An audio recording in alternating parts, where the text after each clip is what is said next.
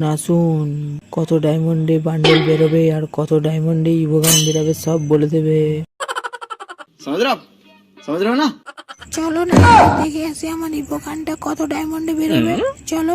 আরে গার্ডেনার ঠিক করে বলতে পারছে না, আর বলবে।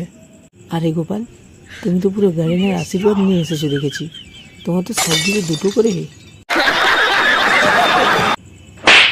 তোমার দুটো M10 আছে, দুটো ইভোগান আছে, দুটো আইডি আছে, আইডিতে আবার ট্যাগও লাগানো আছে। 100%!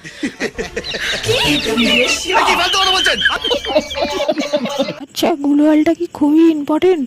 আরে ম্যাডাম, আপনি তো জানেন র্যাঙ্ক গেমের জন্য গ্লোয়ালটা কতটা ইম্পর্টেন্ট। গ্লোয়াল না হলে কি গেম খেলা যায়? আচ্ছা আমরা যদি পাথরের পেছনে লুকিয়ে কি বলছেন ম্যাডাম, গ্লোয়াল ছাড়া কি আর র্যাঙ্ক ম্যাচ খেলা যায়? আমি তো বিনা গ্লোয়ালে খেলতেই পারি না, তাই তো আমার টিমমেটে আমাকে কেউ খেলতেই দেয় না। আমার কাছে যখনই গ্লোয়াল থাকে না, আমি তখনই আমাকে কেউ না কেউ ড্যামেজ দিয়ে চলে যায়। আমার তো গ্লুয়াল লাগে না, আমার লুকি লুকি খেলতে ভালো লাগে।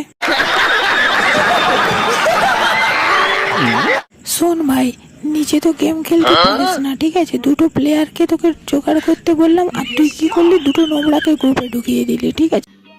समझ रहे हो? समझ रहे हो आप? समझ रहे हो ना?